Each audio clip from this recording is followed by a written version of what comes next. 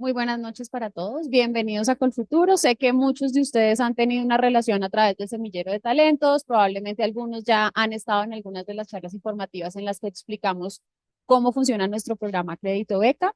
Mi nombre es Joana Torres, soy la directora del programa de Relaciones Internacionales y Consejería Académica y estoy a cargo de todo lo relacionado con el convenio de London School of Economics. Es un convenio que tenemos hace muchos años, anualmente apoya más de 60 estudiantes colombianos y como ustedes seguramente han escuchado este convenio, aunque el texto que está en la página web dice que es una beca para un semillero de talentos, desde hace unos 5 años o más, vienen dándonos 2 becas anualmente del 100% en el valor de la matrícula para 2 estudiantes que hagan parte del programa Semillero de Talento y al resto de estudiantes les dan un 20% de descuento en el valor de sus tuition fees.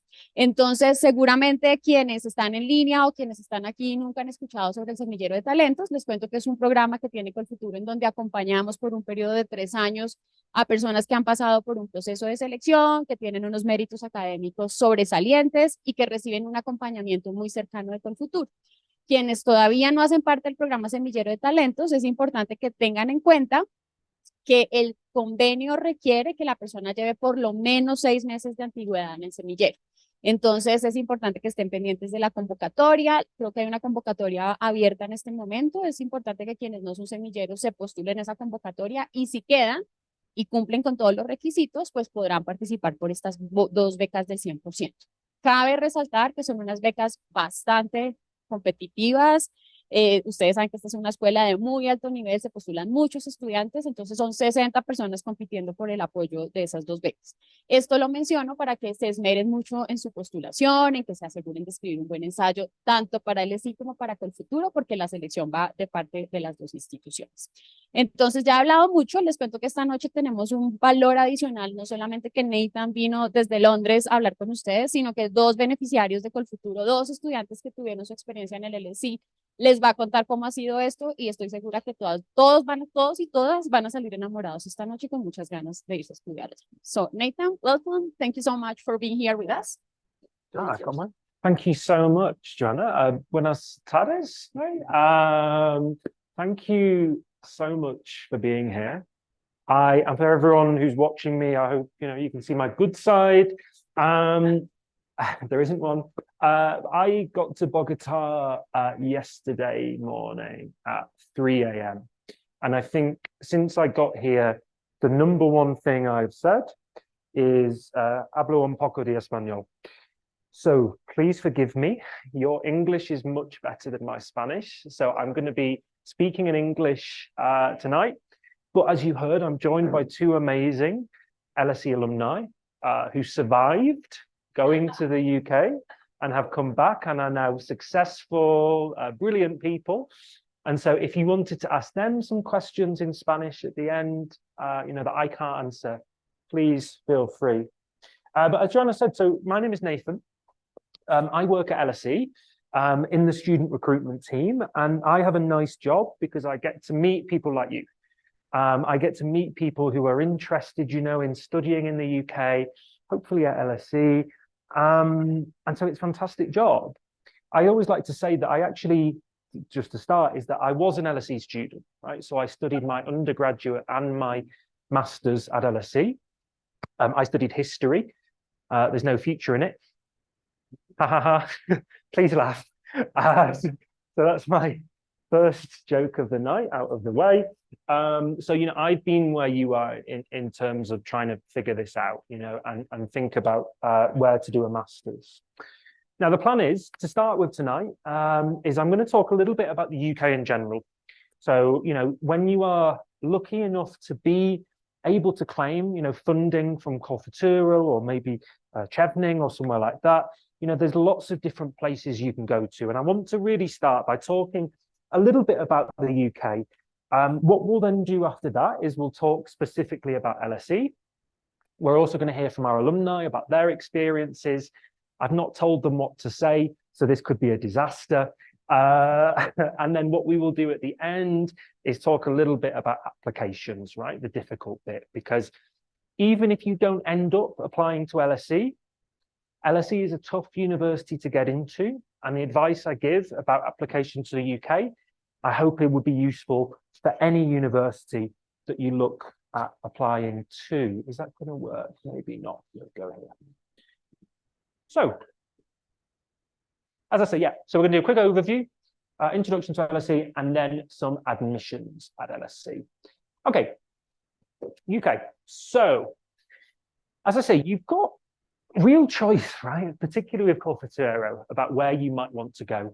When I travel the world and I speak to people, let me tell you how jealous people are in other countries that you've got access to Corfituro, okay? Everywhere I go, I wish we had something like this in the UK, we don't.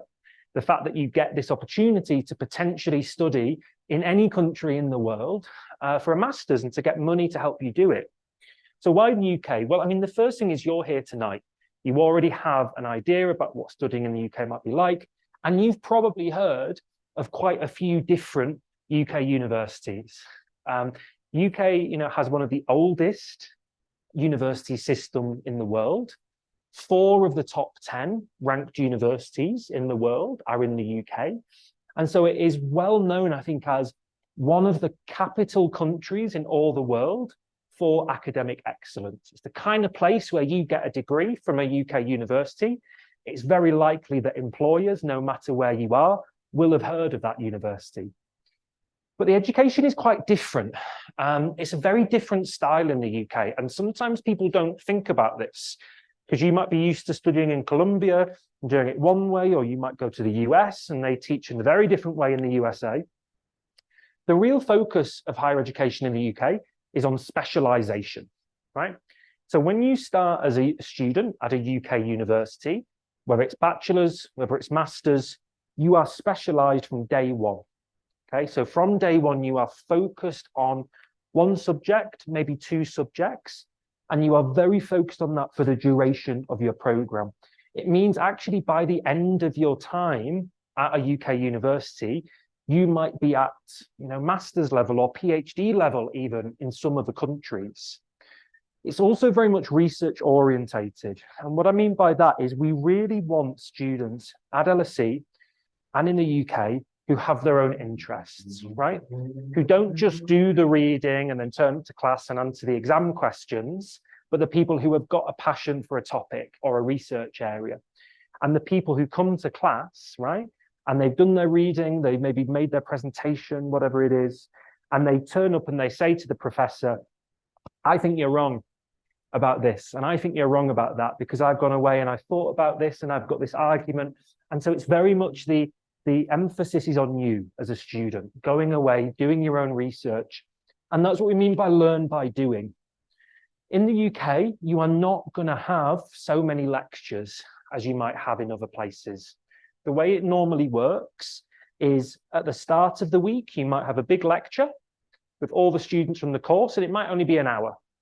And in that, they just give you a bit of background of what you need to know on the particular topic.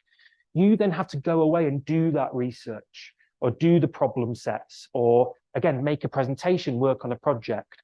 So you are learning by doing. You are not being spoon-fed this. The focus in the UK is very much on you as a student. And because of this, 3 other things to keep in mind with the education system. First thing is that I'm going to skip to this one first. First thing is because it is specialized quicker, the masters in the UK are shorter than other countries. To do a master's in the UK is generally only 1 year. At LSE, it's either going to be 9 months or 12 months. So it's a shorter course.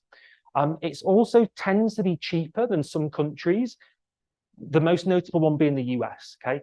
I'm not going to pretend that it's, incredibly cheap and, you just dig into your pocket and find whatever. Okay, it's still expensive, but it is cheaper than the US. The master's degrees as well generally are standalone. And what I mean by that is I know there are some places where, your master's will automatically lead into a PhD or a doctorate, whatever it is. Generally in the UK, the master's is its own thing. It's separate. And if you wanted to do further study, you would have to apply for a PhD for additional courses. But it's not just, going to university isn't just the being in class, being in lectures. It's also the fact that you are going to be living in this country for a year. potentially longer. Has anyone here been to the UK before? So you were nodding. Anyone else? No? Okay. Well, these guys have, so maybe they can talk about it later from their perspective. But listen, universities in the UK are incredibly diverse places. We have a higher percentage of international students than most countries in the world. And when you come to a place like LSE, you might not realize that actually our master's degrees are 80% international. So if you were to come to do a master's at LSE, there are more students like you than there are like me at LSE, which is a fantastic place. You can find all types of people speaking all types of languages, all types of food in the UK, but particularly London. So also, as it says, they're a relatively safe country, right? In terms of there are very strict gun laws in the UK. Major cities are generally very safe places. Even after the B word, we don't say Brexit in this room, you have very easy access to Europe from the UK as well. So where LSE is, about 20 minutes from King's Cross Station, right? If you're Harry Potter. And you can take a train, yes, to Hogwarts, but also to Paris, to Brussels, to Amsterdam. So you have access to all of Europe. And finally, on the cultural side of things, you do also get free healthcare in the UK. So again, you wouldn't need to worry so much about health insurance or anything like that. Final point just on the UK generally. One thing that I think is really important to lots of students, particularly now, you know, when things are expensive, things are difficult, is the fact that you can work while studying in the UK. So as a student in the UK, you can work part-time for up to 20 hours a week, okay? And that doesn't have to be at the university, that could be anywhere. You could go and do an internship, you could go and work in a cafe, you could go and work in a bar, you can do whatever you like for up to 20 hours per week. So it really makes it more affordable. But also we find that our graduates, our international students in particular, have very high graduate outcomes. And we'll talk more about LSE in a minute. And part of the reason for this is the post-study work visa. So if you graduate from a UK university, you are able to stay in the UK for at least 2 years after you graduate, okay? That is not tied to finding a job, okay? So that does not mean that you have to graduate and within, I think in the US, right, you have like 60 days to find a job or goodbye. In the UK, you have up to 2 years. And you will know, I think, that, you know, the difficult thing about being a foreigner in a country is that employers don't want to pay for your visa because it's expensive, and they also don't want to fill out the paperwork because it takes a long time. You won't need to worry about that because you will have a visa. There is no issue for employers hiring you. And if then at the end of your 2 years, you're going to be in a far better position with that employer to potentially extend that if you did want to stay in the UK, all right? So post-study work visa, great outcomes, some really positive things about the UK. Now, there is a problem with this. Hopefully some of you are familiar with this map. If you aren't and you come to London, you are going to learn this, don't you worry. This is the London Underground, and of course I can put LSE at the middle. I believe you're getting your own underground in Bogota, right? Or is that a fantasy? No? So one day, 50 years. So you've got a problem though. So let's say you're sat there now and you're thinking, okay, the UK sounds pretty good. It's less time, less expensive, more focused, and I get to stay for 2 years if I want to. Say, great, okay, I'll do the UK. Problem is choice. Now, the difficult decision for you is not finding a good university. Okay? There are amazing, good universities every city in every country in the world. So let's say you even narrowed it down and you thought, right, okay, well, I'm going to go to the UK and I definitely want to be in London. Okay, those are my two things. I want to be in the UK and I want to be in London. Well, even if you narrowed it down to that, within a mile of where LSE is, there are 20 other universities. In London in total, there are 40 different universities, as well as almost 200 if you look all over the UK. So the problem you have is, how on earth do I decide? which of these universities are right for me. And if at the end of this session you say LSE sounds horrible, I'm not going to apply there, good, right? Because there might be another university that does university better for you. But what I do want to do now at this point, having talked about the UK generally, is try and explain how LSE is different to all of these universities. Try and explain why LSE is a special university. And I know that every single university in the world would tell you how special they are, but we actually are. And so what I want to do is speak now a little bit about LSE, okay? What we have to offer, what kind of university we are. And as you saw there, we are based right in the middle of central London. We are right next door for any potential lawyers in the room. We are right next door to the Royal Courts of Justice, so the equivalent of the Supreme Court in the UK. We're about half an hour away from the City of London, so financial, economic capital. If you were to go here, you'd be at Covent Garden, so shopping, theatre, all kinds of different things. And then it'll go a little bit further, go a bit more west. You're at Parliament, you're at 10 Downing Street, so the political capital of the UK. So you are right in the centre of London, near a lot of important things. And that's important to what I'm going to say in just a minute. Now, I said we were special, and I meant it because LSE is the only university in the UK that is dedicated to social sciences, okay? There are obviously lots of universities you can go to study politics or to study law or to study international relations, but there is only one in the UK where everyone there is doing those things. There are no medics at LSE, there are no engineers, there are no chemistry students. It's heaven, let me tell you. Everyone there is interested in politics, in economics, in how society works, right? In how countries interact with each other. And that's important because I think sometimes people think about LSE, they just think economics, they just think finance.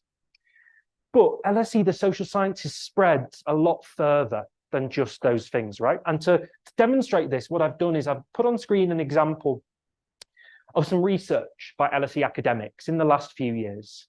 And just to point a few of these out. So on the bottom right here is a report by Nicholas Stern. Does anyone in the room know about Nicholas Stern? Anyone heard of him? Okay, shame on you. So Nicholas Stern, okay, was the first person ever, okay, in the mid-2000s, he wrote something called the Stern Report. And the Stern Report was the first government report ever on how climate change was going to change our global economy. And this is over 20 years ago, okay? He is head of our Climate Change Research Institute here at LSE. But we also have people like Peter Pomeranstev.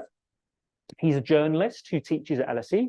He is a kind of expert on social media and fake news. And he's interested in how the imagined communities of social media will affect big events like Brexit, I said the B word again, or Trump's election, or mass protests in the Philippines and these kind of things, right?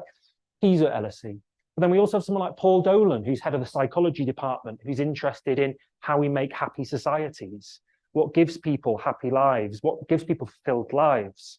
So this is just to say there is all of these amazing people working at LSE, all interested in how the world works. We are a very real world university. We are focused on how society works, how this all fits together. And crucially, we were actually founded with a very clear mission, not just to be a university that kind of was a university for the sake of it, but that made a difference, right? And you'll quite often find LSE academics working with governments or with think tanks or whatever it is to take what they are learning about and what they are researching and turn it into policy. And there's loads of examples that I could talk about, but we've not got all night. On that point, as I say, we are a university of global impact. You will find LSE academics popping up all over the place, as well as LSE alumni, which we'll talk about in a minute. But we're also quite a small university.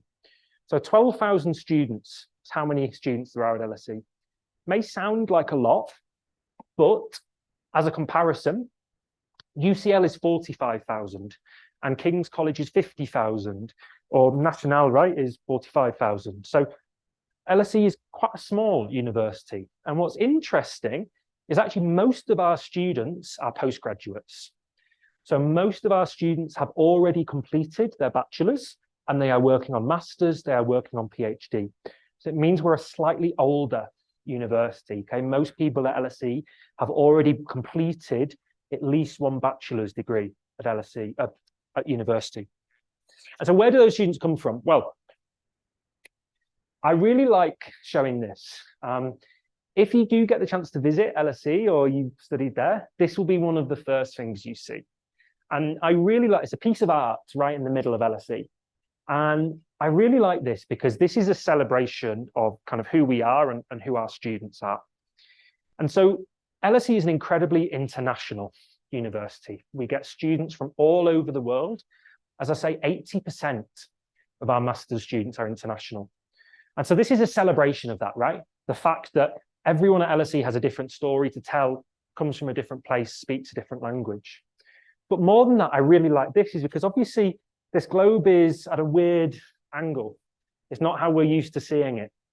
And the whole point of this is to say, look, we're so used to seeing a map of the world with the US at the middle, or with the UK at the middle, or with Europe at the middle. What does it look like from a different point of view?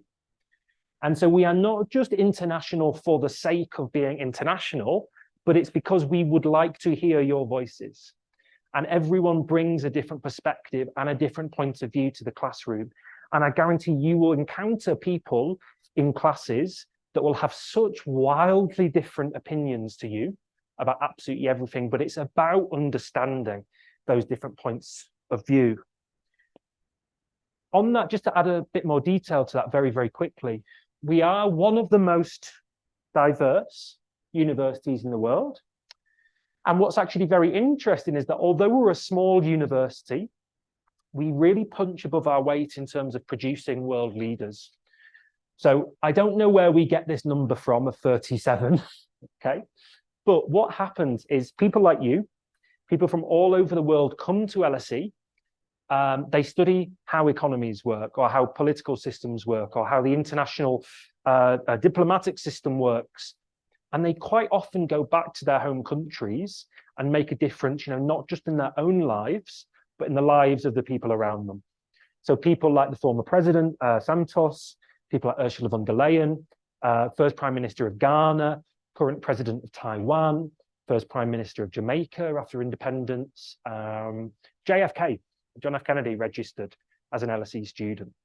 So hopefully you get my point that of those students, yes, we're a small community, but those are people who come from all around the world, and quite often they have quite big ambitions. And once they leave LSE, put those ambitions into practice. Now, finally on this, before I think we're going to hear from one of our alumni in just a second, I couldn't go any further without very quickly mentioning about Columbia. So of those students who come from around the world, every single year we get a really high number of students from Columbia. We get more students from Columbia every year than we get from Brazil. We get more students from Columbia every year than we get from Poland, from the Netherlands. We get more graduate students from Columbia every year than we get from Spain. So the point is that you may come to LSE and be one of these international students. There will be other Colombians there. Okay, maybe you want to get away from those people and meet other people, fine. But you will be in a place with other Colombians. We have a students' union society where you can connect with those people. So although it is a very diverse international community, if you still want that reminder of home and that kind of taste of home, I guess, there are those people around you. And finally on this, before perfect segue into our alumni, one of the things that I think is fantastic actually about the Colombians who come to LSE is they quite often carry a bit of LSE back with them to Colombia. And the alumni network here is one of the biggest we have and the most active of any alumni network. When I was here last, we went for some drinks and I met loads of the alumni, and you meet some really impressive people, right? Some really interesting people at different stages of their careers and in different industries. And I know, and I think Esteban might talk about this as the careers officer, the support is really there to help you make connections and to meet other people who went to LSE and kind of take your career further. One more thing before we hand over to the alumni. I think a big part, right, of why LSE is so popular is Colfuturo, and that's why I'm so pleased to be here today. LSE is Colfuturo's oldest partner. We are the second biggest receiver of any university in the world of students who get Colfuturo funding. And of course, you are in such an amazing position with such an amazing opportunity to potentially get this funding to go and pursue a master's at LSE or at another university. Of course, you can speak to the Colfuturo staff tonight if you have questions about how that works and loans versus scholarships and payment and those things. But in addition to the kind of typical, the maximum amount of $50,000 US, we also have 2 full tuition fee scholarships at LSE through the Semigiros program, where all of your tuition fees would be covered coming to LSE.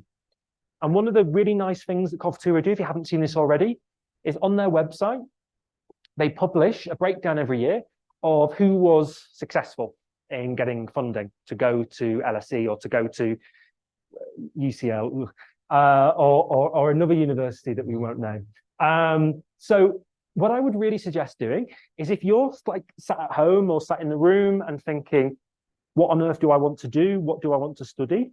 Why not just have a look at what other people have done? What you will see is that, yes, we get the people who come to LSE to study economics or finance, but we also get people who come and study social research, entrepreneurship, we get geography and environment, we get sociology, we get social anthropology. The real beauty of the partnership we have is you can come to basically do anything. Okay, it's about, it's more than just a degree title you get.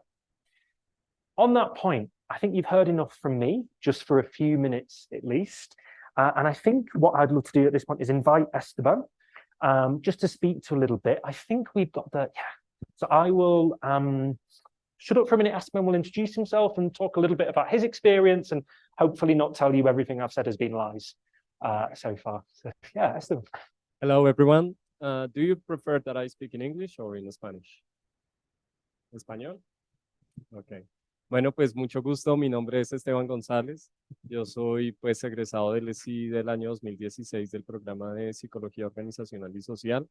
También soy pues un muy orgulloso pues beneficiario pues de la beca pues del crédito beca pues de Colfuturo, del que pues estoy realmente muy agradecido. Considero yo que pues frente pues a las experiencias que se tienen de otros estudiantes que bien sea que estuvieron con ICETEX o que tuvieron otro tipo de becas, realmente pues Colfuturo sí fue pues una organización que siempre prestó un apoyo y que pues aquí pues al margen siendo completamente sinceros sí agradezco realmente mucho pues esta oportunidad.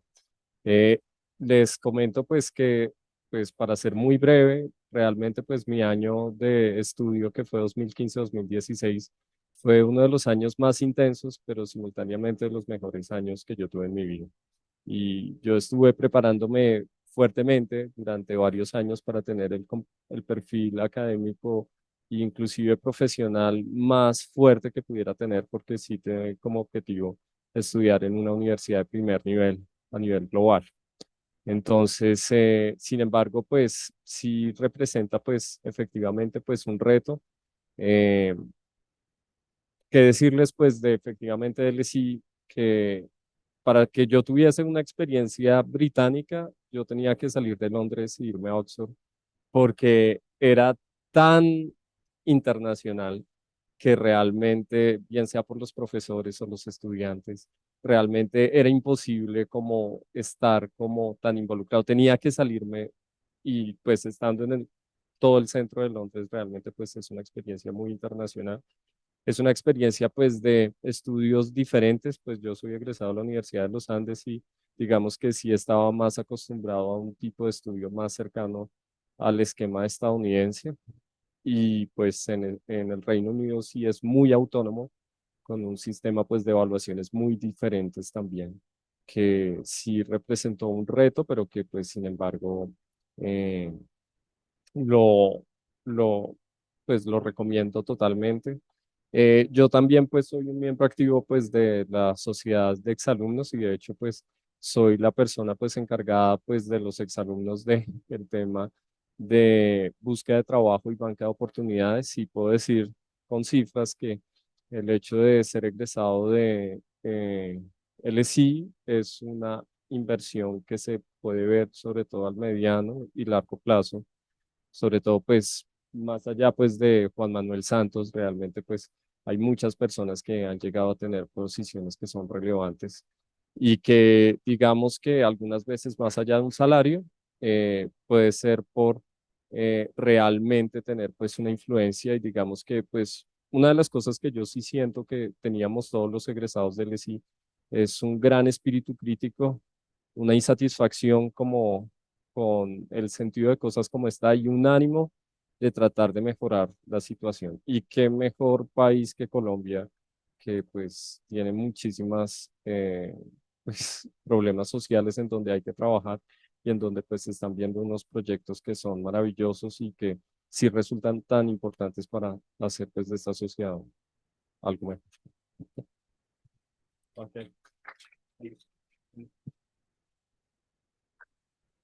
Thank you. Of course, I completely agree with everything that was just said. So thank you, Esteban, for that. Okay. At this point, I don't want to spend too long talking about this, but I wanted to add a little bit more detail onto what we've been talking about.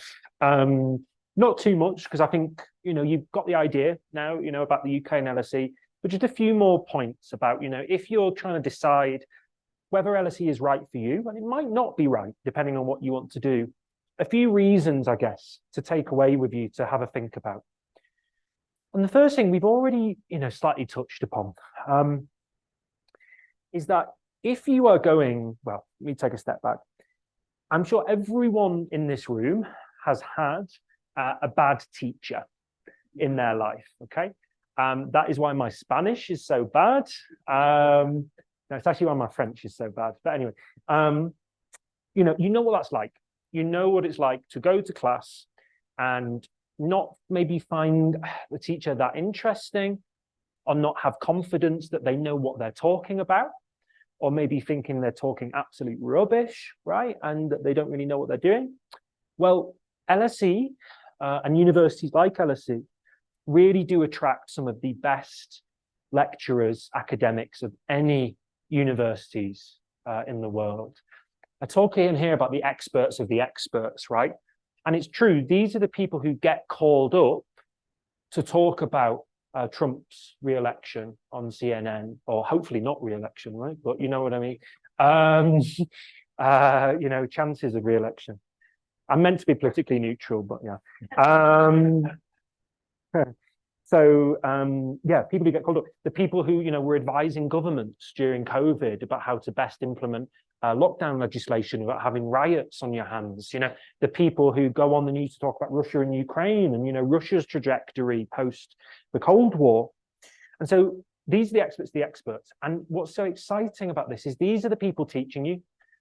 These are the people in class with you every single week. Many professors at LSE have not only just been academics, but they may have worked in governments, or they may have worked in international organizations. I was speaking to Juan, I think a minute ago, about, not Juan, other Juan, no, I've forgotten the name already, I'm so sorry, about the School of Public Policy, which is led by the former finance minister of Chile, Andres Velasco, and you will find a number of former politicians, former officials, important people also teaching at LSE. We talked a little bit about, the structure of classes, so we're not going to go there. But what I do want to flag finally on this is just that final point. So I think one of the things the UK does best in terms of universities is student support. And particularly we know that, if you come and study at LSE, maybe it's the first time you've been learning in English. Yeah, you might be, very good at speaking English and whatever, but it might be the first time you're reading academic texts in English, or in lectures with, people talking, in English, and you're in classes talking English. And we know that's difficult. So one of the things we have is we have a center called LSE Life, and LSE Life is there to support you as a student. So you can go there and take classes in English for academic purposes. If you are coming and you've never, written an essay before, in your university career. You can come and go with an essay plan and sit down with someone and work through the essay plan. If you don't know how we do footnotes and references, you can go and do that. If you've never had to do a presentation in class before to your classmates, you can go and do a course on confident speaking and how to be a better presenter. So that is there for you, and it's there to make sure that you have the best experience, right, in the classroom with your teachers and classmates. Secondly, I mean, and again, we've already slightly touched on this, but even if you have been to London, you know, on holiday, sorry, vacation, if you've been on vacation to London, doing that is very different to living in London and being a student in London. And every single year, QS do this ranking where they go around and they rank all the countries and all the cities in the world by how good they are to be a student in. Yeah. London has been ranked #1 for the last 7 years. Okay, it has been ranked as the best city in the world to be a student. And that is because, yes, there are 40 different universities. So there are 40 different libraries for you to use and research institutes and 40 different student union bars for you to go to, right? But it's also everything around it. The fact you are in this city that, you know, I love with so much around you. So going back to the tube map, right? We are literally 5 minutes walk to Covent Garden, Tottenham Court Road. So you've got all the kind of shopping opportunities. You can go on the tube up to, again, we talked about, to take trains to London, out of London and to Europe. You can go and see where the king lives. You can go to Buckingham Palace if you want. You've got all these museums and art galleries. It is such an amazing city to be a student in because of all the restaurants, the bars, the museums, the galleries, whatever you want to do, there is stuff around you. And actually, I think that most people find that the year goes so quickly and that actually you will get to the end of the year and go, oh my God, I never went to the British Museum. I never went on a red bus, or, you know, those things, right? What I will say very quickly on this is to help with this and to help with you kind of coming to the UK, we do offer accommodation to masters and PhD students. So of course, lots of our students they might want to go and find somewhere by themselves to rent or find some other people to rent with. But we do also provide dormitories, halls of residence for you to live in. These are really, really central. So we have one here by the London Eye, one kind of by Parliament in Covent Garden, again by Euston King's Cross, British Museum area. So you can live really centrally. You can walk to campus in most cases, it's so close. And it makes life really easy in terms of being right in the middle of the city. You can go out and do things. But it's not, you know, you don't have to do it, but I'm saying we give an option to master's students. Okay, final point on this, before we hear from Karen and then we talk about the difficult bit. So hopefully you agree with me that, you know, going to university is an investment. Whether it's a bachelor's, whether it's a master's, whether a PhD, you don't have to go to university. You don't have to do any of these things. You're doing it because it's an investment in your future. And when I use that word investment, I mean it in two different ways. One is cost, right? Going to university costs money. Even if you are in a country where you can get free education, that is still a year or 3 years or 4 years or whatever, where you do not have a job and you are not earning money. So there's a cost. But also, I think more importantly, it's time. If you come and do a master's, that's a year of your life. That is a year of your life you are giving up to do this. Okay, and pursue this master's degree. And so I think you are perfectly entitled to ask, well, if I'm making this investment, what's on the other side? To sound like an LSE person, what's the return on the investment, right? And so what I've done here is I've given you you can't see the top of it, but this is a ranking of UK universities by graduate prospects. And when we talk about graduate prospects, we mean how quickly people find jobs and the average starting salary, okay? And you can see on this, that LSE is ranked higher than Oxford and Cambridge in terms of graduate prospects, okay? In terms of how easily people find jobs and starting salary. We don't need to talk about #1 and #2 higher than us. The point is so LSE graduates go on to be okay, generally. And this is true not just in the UK, but internationally. So I mentioned before about QS, and QS do the rankings of cities. They also do a ranking of universities with employers. And so what they do every year is they go around to employers and they say to those employers, how do you value someone with an LSE degree? Versus if someone applied to you with a degree from Manchester or Bocconi or Sciences Po or NYU or Columbia, wherever.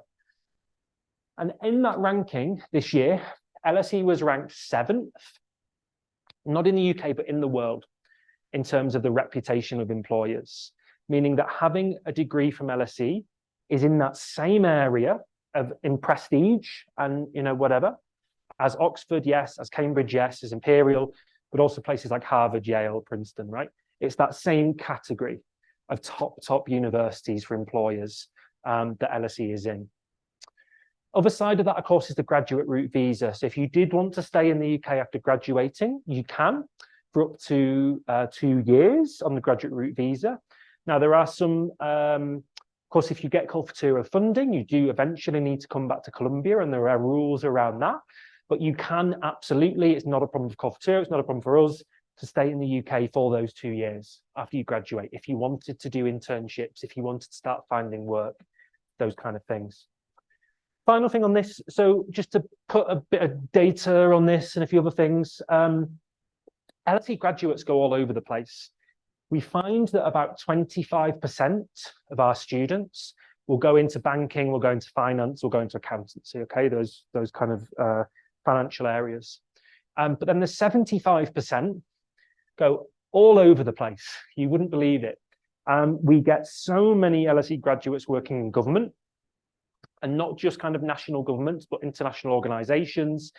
If you go on LinkedIn and search like LSE and United Nations or the EU or the World Health Organization or the IMF, you'll see so many LSE alumni popping up in these big organizations. But we also get people who go in to marketing, business, entrepreneurship. We get people who go into journalism. We get people who go into the creative arts. I think it was a couple of years ago, we had our first alumni to win an Oscar at LSE. So you can be a creative person as well and come from LSE. And we actually have the highest average starting salary of any UK university, which these numbers are a few years old. So these are almost 5 years old now. So this is going to be much higher if you were to look today. But when these surveys are taken, over 90 to almost 93% of our students had a job after graduation within a few months. And the average salary was 40,000 British pounds, okay? So this is to say, please don't choose a university because you think it will get you a good job, right? You're all smart people. You all know that this is a year of your life. You have to enjoy this. You have to get the most out of it. But at the same time, you can have that confidence, I think, that if you're making that investment, generally LSE graduates are in a good place after they leave us. Very, very quickly, I lied before we hand over to Karen. In terms of LSE, what you can do. So LSE teaching department. So this is actually what you can actually study at LSE. We'll talk about applications in a second. Yes, you can come to LSE. We've mentioned this to do your economics, do your finance, but we have a huge range of disciplines. And because, again, going back to what I said at the start, the UK is more specialized than lots of other countries. We have lots of quite unique teaching departments. So a good example would be something like economic history. Okay, it's a dedicated teaching department on economic history, but also places like you can come to LSE to study gender. We have a gender department, health policy, media and communications, methodology and research methods, right? So there are lots of sides to LSE, and I would recommend having a look at where previous Cultura beneficiaries have gone, because you'll see they go all around the school. In terms of how it works, so what I'm not going to do is attempt to go through every single master's degree you can do at LSE, let alone the UK. I've got a flight to catch in like a week. So, but we have at LSE, if you add them all up, the graduate masters and the research, close to 200 different graduate programs. Okay, so you've got a huge amount of choice, and it means you've got a lot of research to do when you get home, if you don't know already, right? One thing to note is that the naming conventions in the UK really, really vary. So you will find that some of our programs are Masters of Science, some are Masters of Arts, LLM, Masters of Law, Masters of Public Administration. We also have Masters of Public Policy and Administration. There's all kinds of different things, okay? The name can change, but generally they all share these features, which is you'll spend a year doing it. It is 9 months if you don't write a dissertation, right? So if it's just an exam-based course, but most master's degree have a dissertation, unless you're doing something really kind of mathsy and statisticsy. You can tell I don't know about these things. It will be 12 months. We have relatively small class sizes, again, because that's about discussion, it's about debate. We don't want it so big that you completely blend in and never get a chance to speak, but we don't want it too small where it's intimidating space to be in. So it's 10 to 15 students on average. And within that, yes, you'll go to lectures, you go to classes. Depending on what you do, you might also be working with businesses. You might do case studies with organizations, with governments. It might be that we get employers in to do workshops with you. It can be all kinds of things, right? Depending on what you want to do. Okay, so that's the master's. Research side of things. So PhDs are obviously a huge commitment. The minimum amount of time, realistically, you need to do a PhD is 3 years. In the UK, you're going to need one of these first. So if you haven't got a master's yet, you'll have to get a master's first to progress onto a PhD. And really, the whole idea of the PhD, right, is that at the end of your program, you are probably going to be the #1 world expert on whatever you've been studying. You are probably the person in the world who knows the most about what you've been studying because you've spent maybe 3 to 6 years studying this. It, of course, culminates in you publishing your thesis. This typically at LSE is 100,000 words. And as it says there, this is a contribution to knowledge in your field. It has to be an original piece of work that contributes knowledge to your discipline. The PhD programs are difficult to talk about in a setting like this because everyone's PhD journey can be very different and people come in at different stages and they have different research ideas and different funding. So what I would recommend is I'm primarily going to focus on the masters, okay? Everything I talk about for applications though still applies for PhD. But if you are thinking PhD, come and grab me at the end. We'll have a bit of a chat and I can give you my email address, okay, if you want to ask me any questions about PhD. So like I say, it can be a bit trickier than the masters. You can't see it that at the top, but final piece just to leave you with is, in terms of going forward and to researching what might be of interest to you, if you go on the LSE website, just type in on Google, study at LSE. At the top of the page, you'll find there'll be a bar that says search programs. And what I would really recommend is rather than, like going on the economics department website or going on the sociology department website, search by key things you're interested in that box, all right? So as an example, if you're interested in development, okay, put the word development in that box and you'll get something like this come up.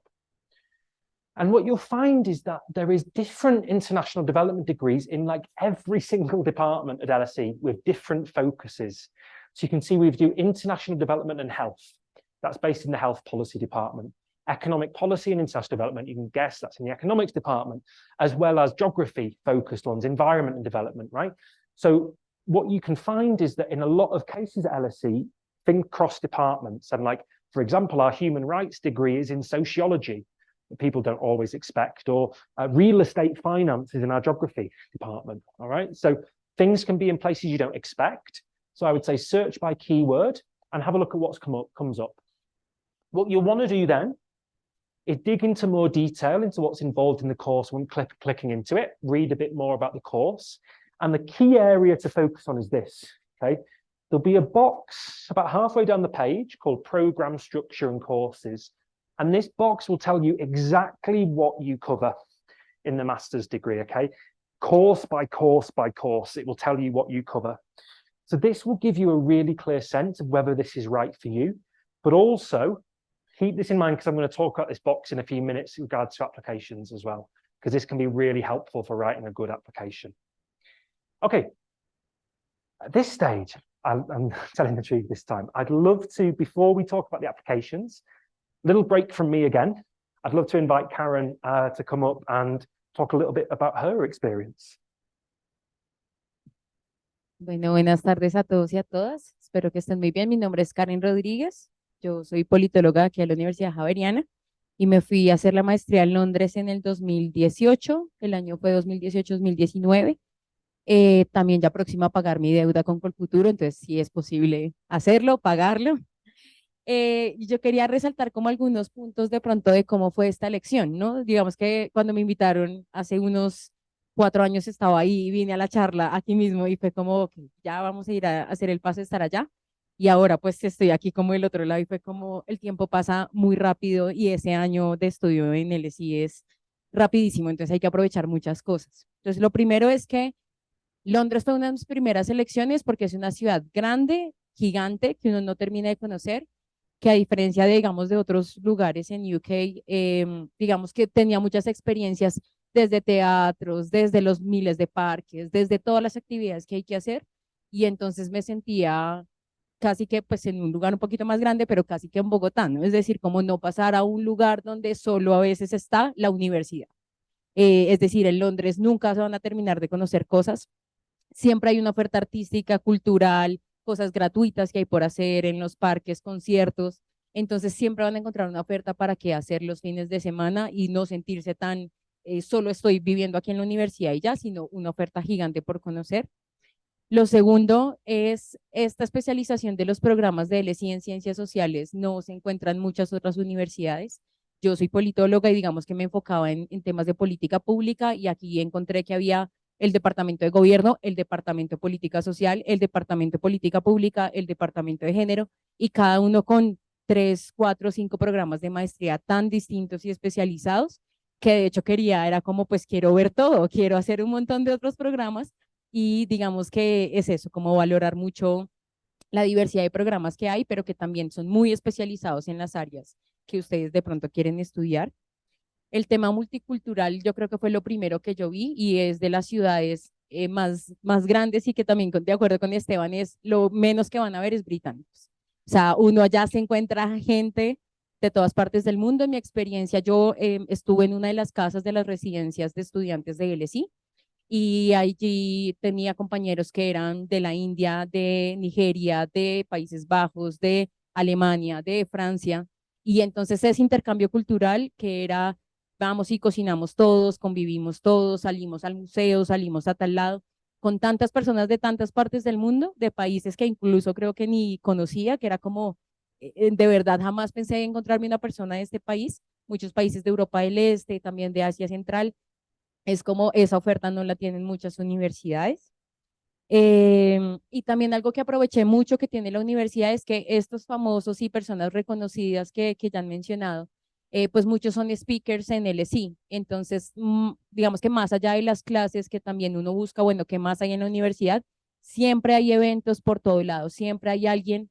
Me recuerdo como en una de las experiencias que tuve fue a Amartya Sen a dar una charla y digamos que era todo el mundo a correr cupo porque era una vez que iba a estar allá, otra vez fue Juan Manuel Santos, una persona de Holanda, Philip van Parijs, no, me perdonan la pronunciación, es un señor belga que fue el primero que empezó a hablar sobre el ingreso básico universal y tienen a la gente, es decir, los speakers que van a LSI es la gente que está formulando las teorías, formulando los libros, como muchos de esos autores que vemos desde acá tan lejos, es como allá son los speakers. Entonces era muchos eventos, muchos, sí, como formas de conferencias, paneles y demás con invitados de lujo, que es como tengo la oportunidad de verlo en persona y verlo allí. Y digamos que ya para pues contarles más como en términos de recomendaciones, pues el inglés, ¿no? Que es como una de las barreras que siempre nos llegan. Y una recomendación gigante es el writing es una cosa que uno nunca está 100% preparado. Allá también dan unas clases y unos cursos especialmente para gente que viene de idiomas como el español, el portugués, el italiano, para saber cómo escribir artículos académicos y ensayos que van a hacer la mayoría de cosas en inglés. Y si pensamos a veces que tenemos buen nivel de inglés, es decir, a todos nos admiten allá con el C1, 7.5, 8, 8.5 en el IELTS, uno llega allá y es, no sé nada, no sé escribir, o sea, toca seguir repasando todo el tiempo la lectura, la escritura, de las cosas más retadoras que me tocó es pues hacer toda una tesis, una disertación totalmente en inglés, pero en la estructura gramatical y académica que te enseñan, ¿no? Entonces yo creo que nunca está preparado para ese tipo de cosas o tiene ya un buen nivel, que es con el que lo admiten, pero ya llegar allá es encontrarse con muchos miles de acentos, tienen profesores de todas partes del mundo, que no solo, una vez se enfoca en que voy a ir allá, entonces aprendo inglés británico, mentira, o sea, te encuentras con gente, profesores de la India, profesores de Escocia, profesores de Alemania, profesores de Portugal, que también tienen sus propios acentos y que realmente el desafío es lograr, claro, entender un inglés que tenga pues esta calidad para entender cualquier tipo de acento de cualquier parte del mundo. Entonces esa también es como la riqueza y también como cosas para prepararse es aprender muchos acentos de muchos países de inglés porque es también lo que nos vamos a encontrar allá. Entonces, estas son algunas de las cosas como que viví, que me tuve que enfrentar allá. Y pues también al final de la sesión, cualquier pregunta que también tengan, no lo pueden hacer. También hago parte de la asociación de alumni. Este año estamos manejando el tema de comunicaciones y también con Esteban trabajamos allí bastante. Entonces, también invitarles a que conozcan la asociación. En Instagram nos pueden encontrar. Y también ahí hacemos muchos eventos para que, por ejemplo, hace 8 días estaban despidiendo a las personas que se van ya este septiembre pues a estudiar en LSE, entonces seguramente en un futuro nos podamos también encontrar allá despidiéndolos a ustedes para que se vayan a estudiar. Gracias.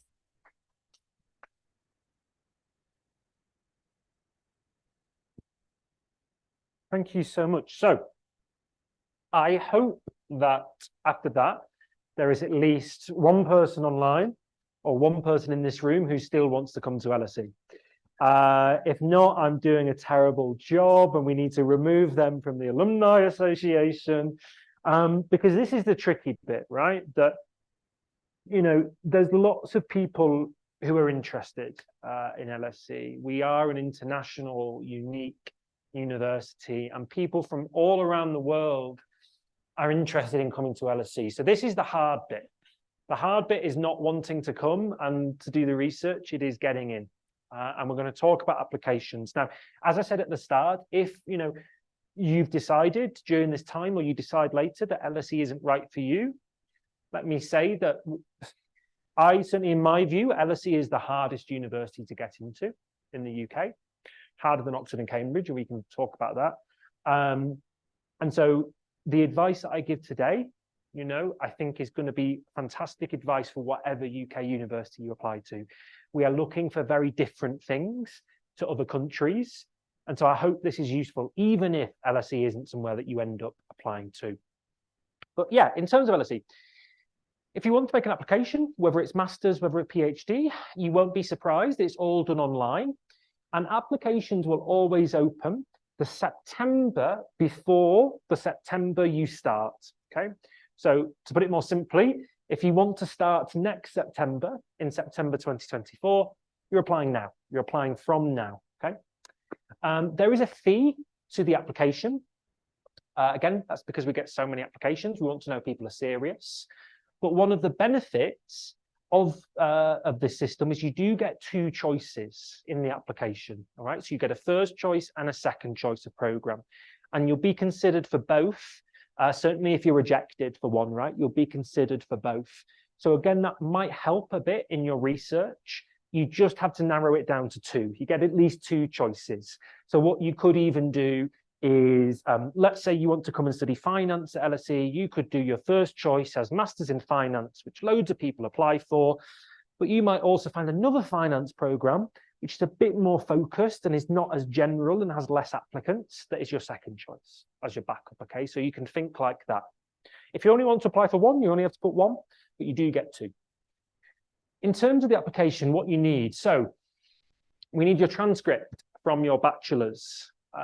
Also, if you've already got a master's or anything like that, we'll need the transcript from those.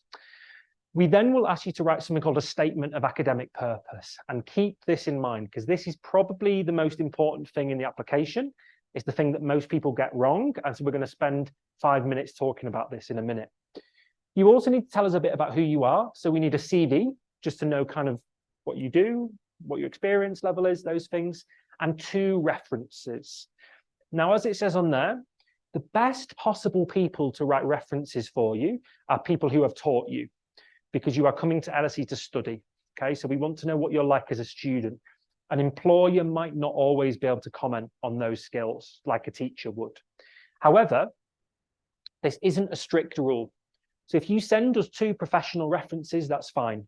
Or if you send us 1 academic reference and 1 professional reference, that's fine. But generally speaking, the best possible combination is 2 academic, okay? If the course you're applying for also requires a GRE or GMAT test, which again, we'll talk about in a minute, you'll need to send us those results. And if you're going down the PhD route, you need to send us a research proposal, i.e. you need to tell us what you want to research for the next 3 years or 4 years. There's no point us accepting you as a PhD student if we don't have anyone at LSE who knows anything about the topic you want to study, okay? So we need to know what you want to do. In terms of deadlines, really importantly, for most masters at LSE, there is not a deadline for applications.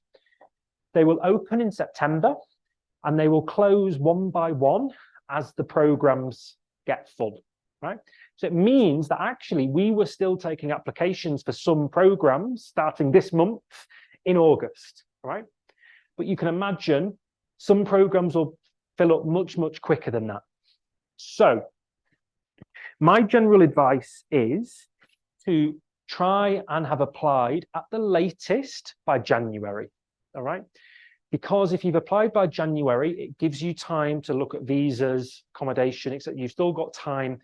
And also 99.9% chance we will still be taking applications for every single course, all right? It'd have to be a really strange year if we got enough by January. That said, Colfutura has different deadlines, okay? And Colfutura and different scholarship organisations have different deadlines for when you need to have applied for scholarships and funding. So it may be that you have to apply sooner than January, okay? If you also want to go for funding from Colfutura, Chevening, okay? People like that. That all said, there are deadlines for some PhD programs, generally because it is a longer application process involving an interview, involving us looking at your work. So PhD programs generally do have a deadline, and normally that's going to be December, January, okay? Similar time to when I recommended to have applied. Every course at LSE will have certain entry requirements. So what we think you need in order to be a successful student on the course.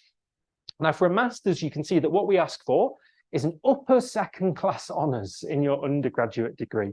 Now, if you don't know how the UK grading system works, please don't worry, no one does, because the highest overall mark you can get in the UK is about a 70. If you get a 70% in the UK, you're amazing, okay? So if you have no idea what this means, don't worry. What we've done is we put a translation here of what that means in terms of a Colombian degree, okay? So you'd be looking at a sort of 4.0 out of 5 overall in your bachelor's, all right? Similarly, PhD, we normally ask you to have a master's, and again, you can see what we ask for there. Some courses at LSE will also ask for a GRE or GMAT test result. If you don't know what these are essentially generic tests to go to grad school. So lots of universities use these for graduate programs. At LSE, you will only need a GRE or GMAT score if your program is finance, if it is economics, if it is management, and there's 1 or 2 more, but it's basically just if maths is involved.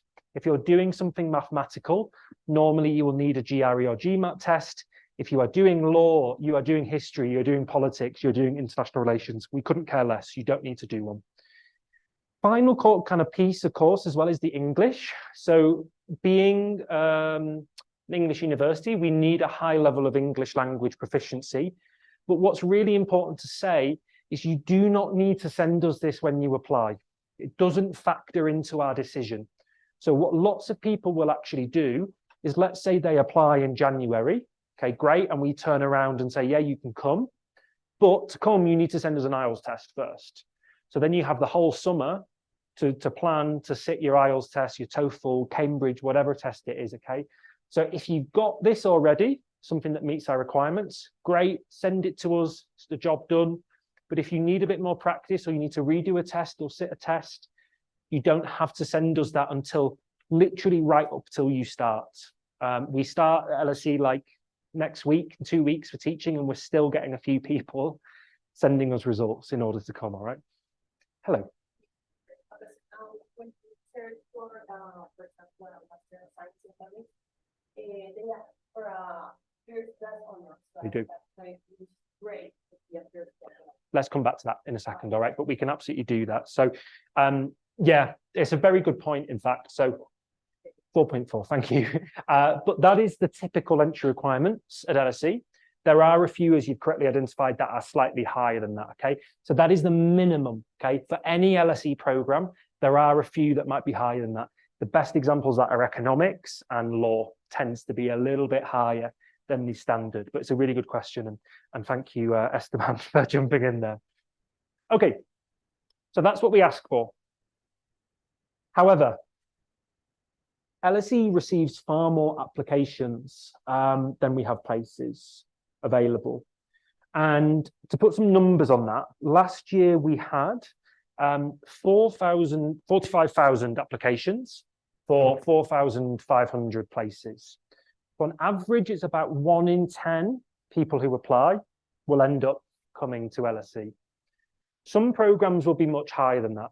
Things like finance and economics will be 20-1 applications per place. And now, that is not to scare you, although I can see some scared faces in the room, okay? And that is not to put you off. I promise you, that is not meant to put you off, okay? If LSE is right for you, apply, please, okay? The reason I say this is because of those 45,000 people who apply, over 80% have these grades. Over 80% of people who apply have the grades we ask for. So the overwhelming majority of people applying to LSE are really good students. They are smart people, right? So you are not special if you have got higher than that, okay? What we look for is far more than just grades, right? It is not just about having the right grades. Let's pull this up. So in your application, there's quite a few different things we look at, and these all carry a lot of weight. Yes, your grades are important, right? We want to know that you can keep up, that you're a good student, that you've been doing well at university. Yes, your GRE and GMAT score is important if you're applying for a finance degree or a economics degree. What your references and your CV says about you is important, but also any extra information we have about you, you know, about your personal situation or your background, all helps us build a picture. The thing that probably does the most work in your application is this, and I promise we talked about it, the statement of academic purpose. And this is such an important document because I promise you we will reject people every year with a flawless GPA, people who've never dropped marks on exams, okay? Because they don't fit into what we're looking for. And what I mean by that is this, that you could be the best, let's say, geography student in the world, okay? You might have gone to university, studied geography, best student in Columbia, 100% on all your exams, and you think, okay, well, I'll apply to a master's in geography at LSE. And keep in mind, LSE, the geography we do is all human geography, right? Because we're social science. And so we're interested in city growth and climate change and development. And if this amazing student wrote a statement of academic purpose that talked about how much they loved rocks and clouds and tectonic plates, they'd be rejected, right? Because that's not what you're going to be doing at LSE. There's a better university for you to go to. So it's not just about being an intelligent person, it's about being the right fit for LSE in that our interests match your interests. And equally as well, we want people who are enthusiastic about what they're doing, okay? The other major reason we will reject people is because every year we will get loads of applications from people who say, well, I want to come to LSE because I want to get a really good job at JP Morgan or Morgan Stanley or whatever it is, right? And we don't care. We don't care if you want to do that. What we care about is what kind of student are you going to be? Why should we want you at LSE?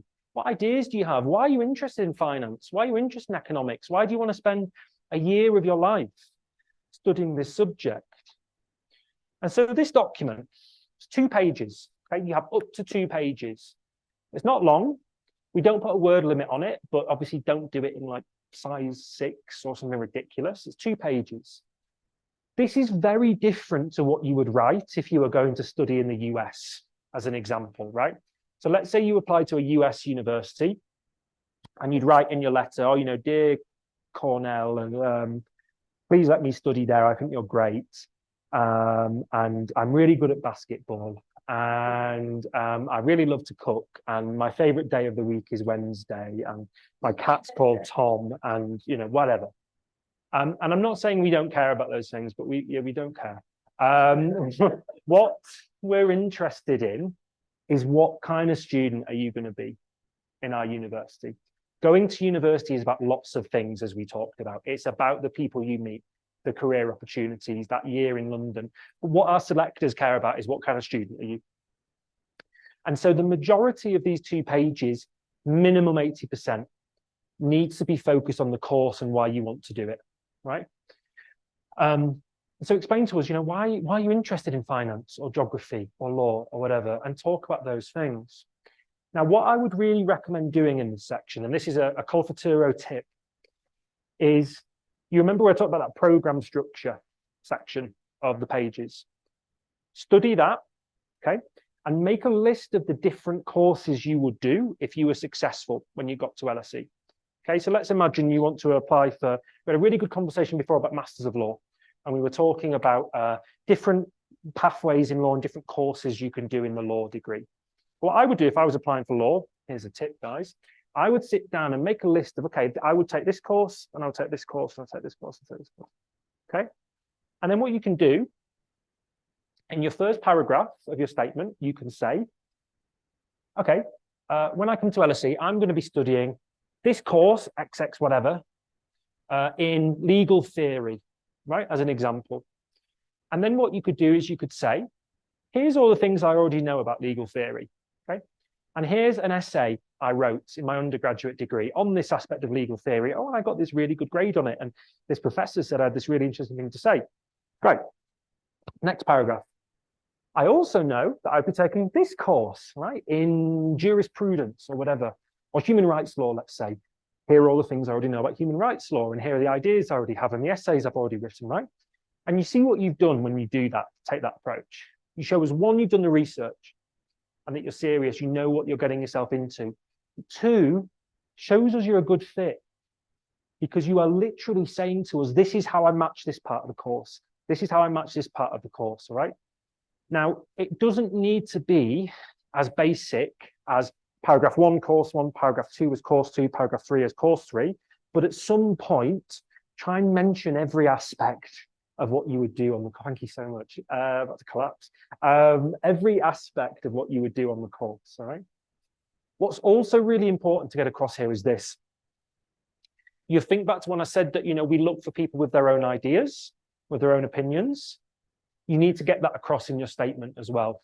So it doesn't impress us if you just say, I've read this, and I've read this, and I've read this, and I've read this. Good for you. But we don't know, you could be lying. No way of us checking, right? What impresses us way more is if you say to us, you know, listen, okay, well, I'm going to be studying econometrics at LSE, and I read this piece of work on econometrics, and I think it's completely wrong for this reason. Or I think it, you know, completely disagrees with what this person has to say or whatever. And so show us that, you know, you've not just been in a room with like a book in front of you or a lecture happening, but that you've got your own thoughts, you've got your own ideas, because those are the people we want. Good students are people with their own ideas, with people who are going to come to class, and you don't need to be the loudest person in the world, but you need to be the person who can put their hand up and say, here's what I think, right? So you are not only getting across that you're a good fit for LSE in your statement, but that also you are going to be someone we want in our classrooms. Whatever space you have left is everything else. And we want to know about you as a person. We don't just want like a student robot, okay? We want to know about your story, why you are applying, why you want to do this. If you have got work experience, if you are doing this master's because you want to get into a certain career or to move into a certain industry, if you have got any skills or talents that are interesting and make you a more interesting, more exciting student, right? But all of this is geared towards explaining to us as clearly as you can why we should want you as a student in our classrooms, okay? Impressing us. It's not about having a flawless GPA and a flawless transcript. We would much rather have someone who only just scrapes, only just gets those grades we ask for, right? But is a really interesting person with their own ideas than someone who's got a flawless GPA who sounds like a bit of a show off, just listing all the things they've read. Can I come back to the question right at the end? Because I know we've been talking for a little bit and I want to wrap up really quickly and then we can do some questions. So applications, and again, if you have any questions about them, just have a think for a minute, and that goes to people at home as well. Have a think if you've got any questions, because we can talk about this in more detail in a minute. What I wanted to end on is this. So the cost, obviously, to all of this. Fees, living costs, scholarships. You will find that master's degrees at LSE vary dramatically in cost, depending on what you want to do. They start at about £16,000, and then some in finance can go right up to £40,000. Okay, so again, when you are conducting your research, keep that in mind. But I think I'm right in saying, Joanna, that Colfutura doesn't discriminate, right, in terms of if students are going for a more expensive program or a cheaper one. But keep in mind as well that, you know, the maximum you can get is 50,000. So if the course costs more than 50,000, you kind of have to figure that out. Same with PhD degrees, research degrees can go from 4,000 to 20,000 per year, it really varies. And then aside from that, you have your living costs, right, which we estimate to be £1,300 to £1,500 per month. So what's that? Maybe $1,800 to $2,000 a month. There are lots of ways of making life cheaper for yourself as a student. There's student discounts. Most of our students have part-time jobs.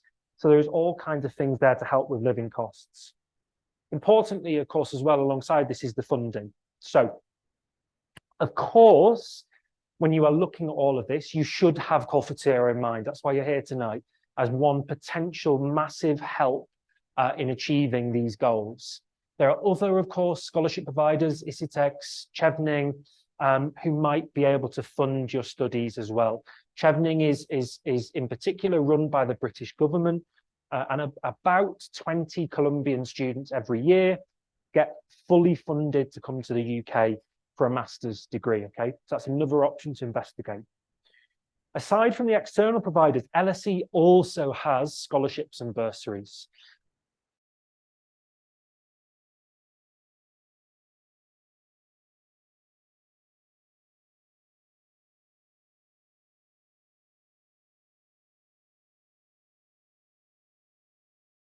Don't want to happen is for someone to support. What you will find less of at LSE, and certainly in the UK generally, is we don't do that US thing of generally doing like full scholarships or full sports scholarships or whatever it may be. What you will tend to find in the UK is the funding we give is purely done on need. So if you need the money, that's where we like to be able to step in. There is less of the academic excellence or sporting excellence generally than you'll find in the US. So really quickly, as an example, every single graduate student at LSE can automatically be considered for the graduate support scheme. That awards between £5,000 and £15,000, and that can be for fees or living costs.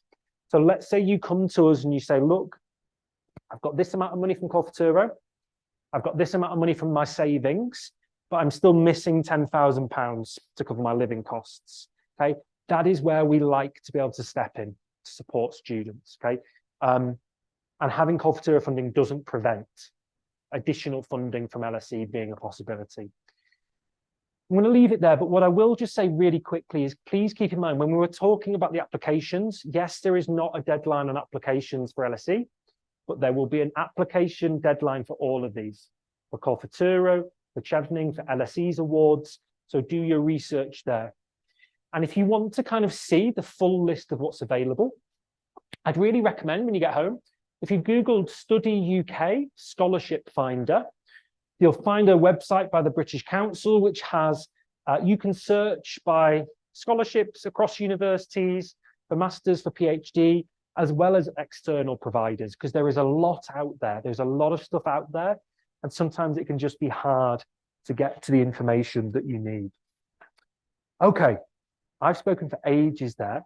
What I want to leave you with, and this is for both people watching at home or on the recording and people in the room, if you would like to connect with LSE, we send out information about when we visit Colombia, about our online events, public events.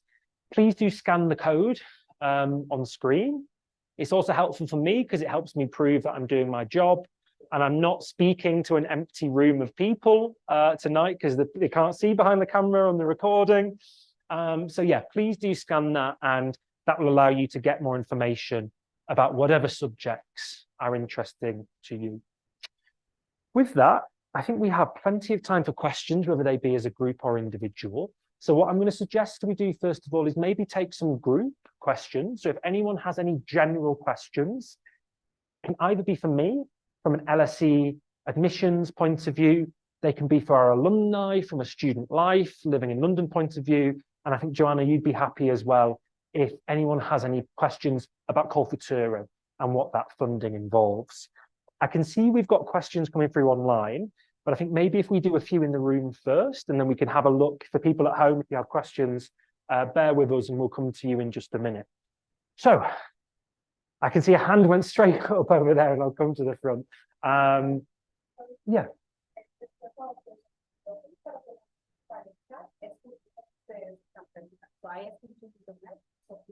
Ah, okay. Is it turned on?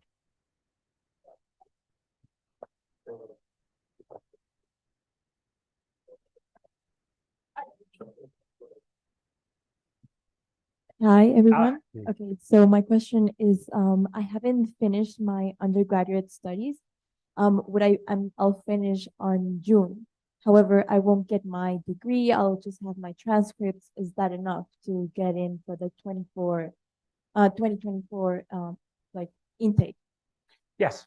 And also, thank you. And if I apply and then perhaps I don't get in, by any chance can I apply again, or is like one time kind of opportunity thing? Yeah, so you're very keen, I can tell, to come to LSE. So absolutely. So when you make your application to LSE, you get those two choices, right?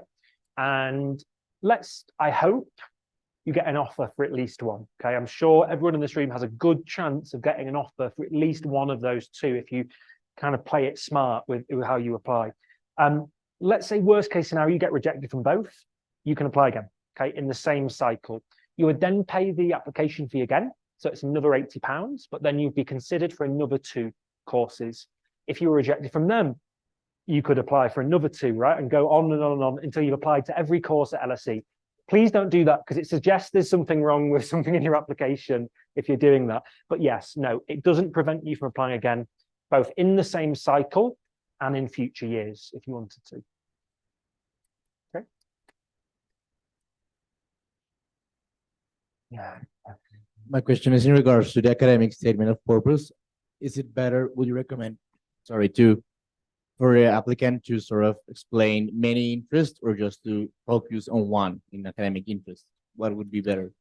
It's a good, there's no perfect answer to that, because we will get some applications where people really focus on one topic in particular and really unpack it and explore it.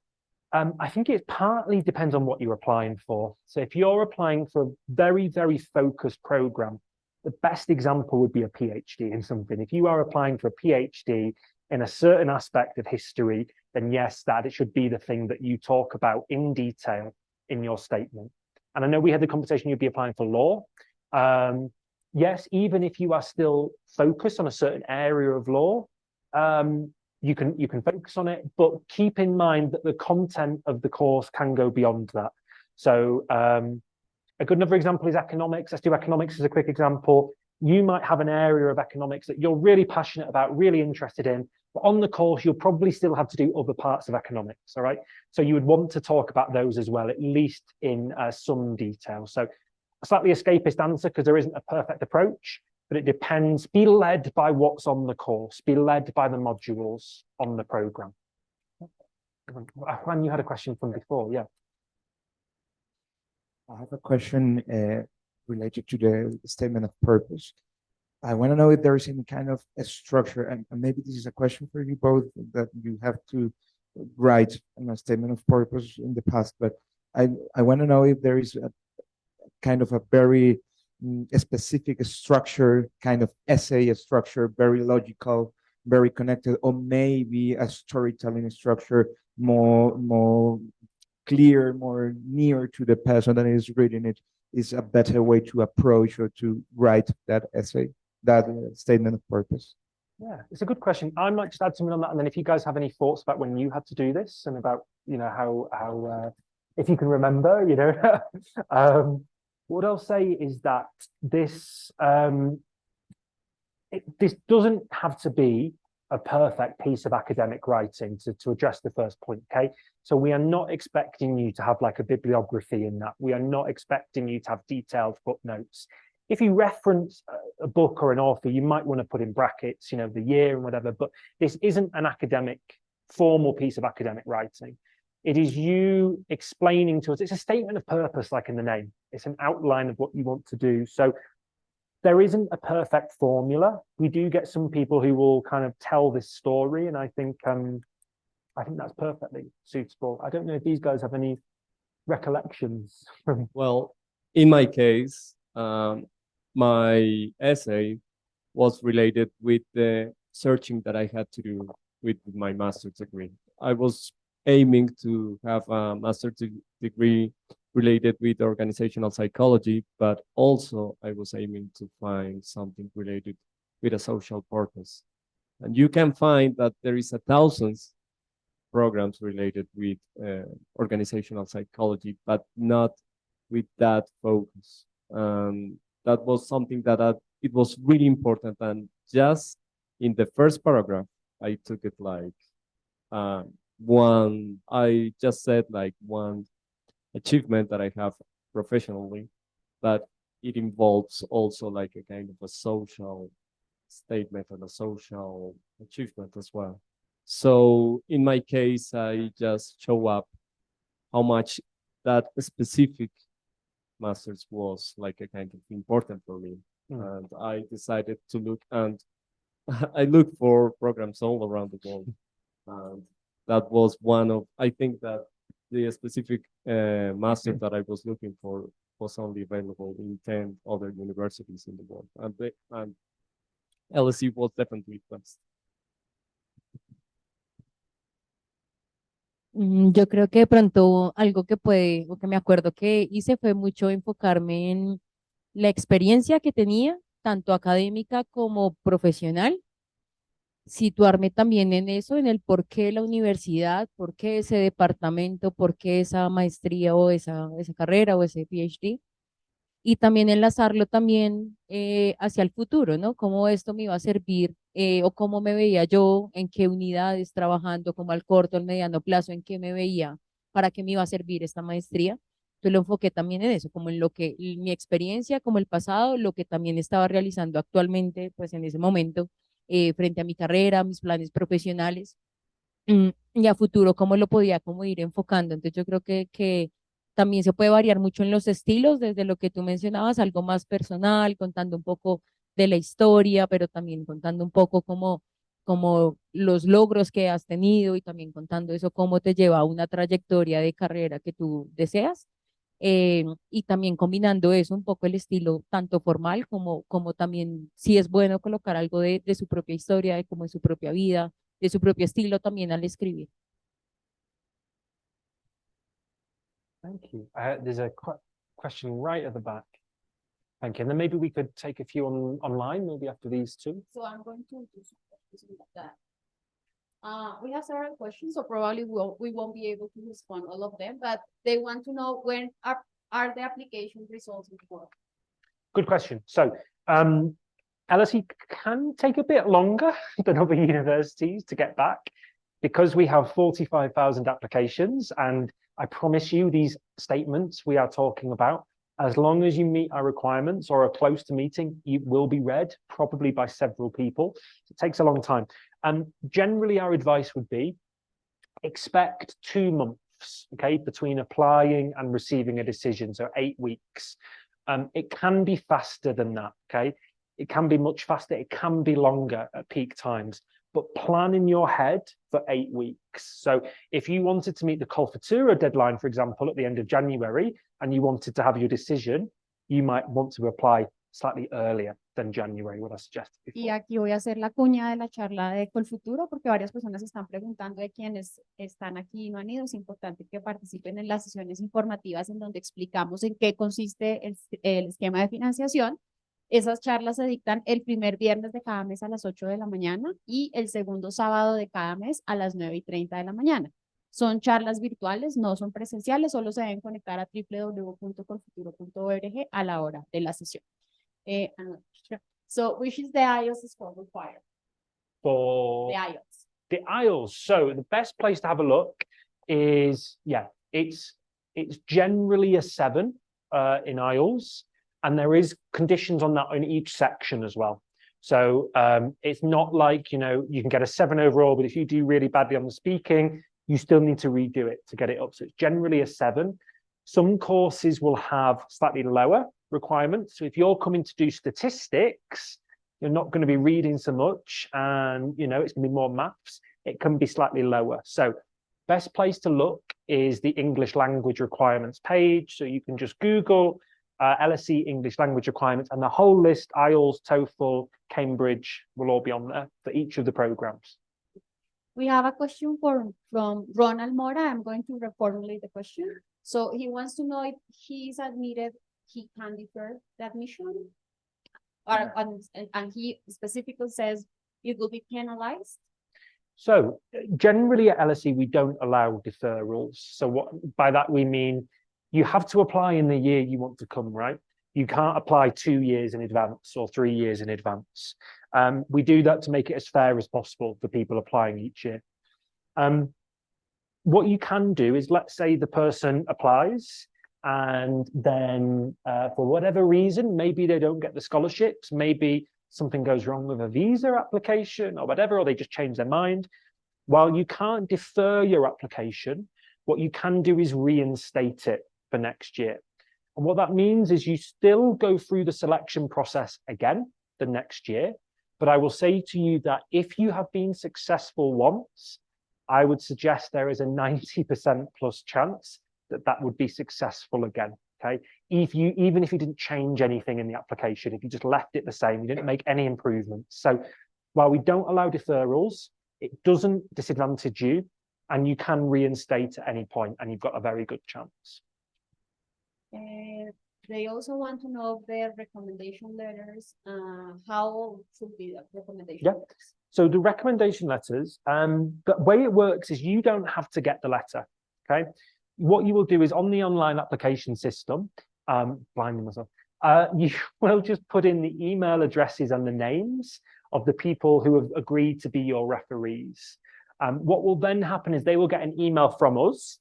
And the first part of that is they have to fill out a survey about you. Okay, it's very, very short. It's a few questions like, do you trust this person to turn up for class? Like, is this a hardworking person? Like, are they liable to attack members of staff and things like that? And then the second part of that is where they will then add as an attachment a letter they've written for you.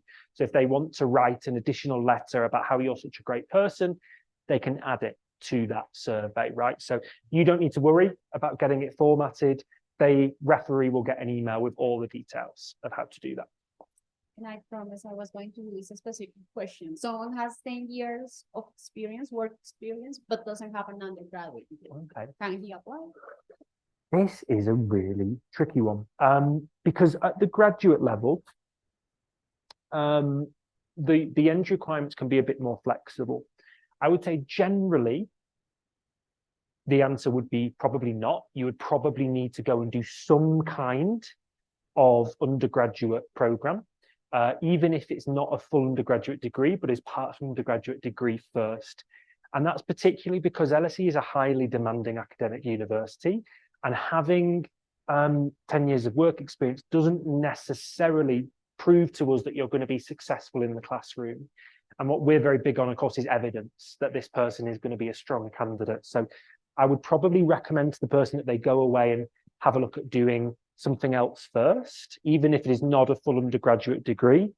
That said, stranger things have happened at master's level. I know people who've come and done masters in law who've never studied law as an undergraduate. There's all kinds of stuff that happens. We will look at each application on its own merits, but I think in all likelihood, we would probably tell the person to do something undergraduate first. Yeah. Hi. See? Hi.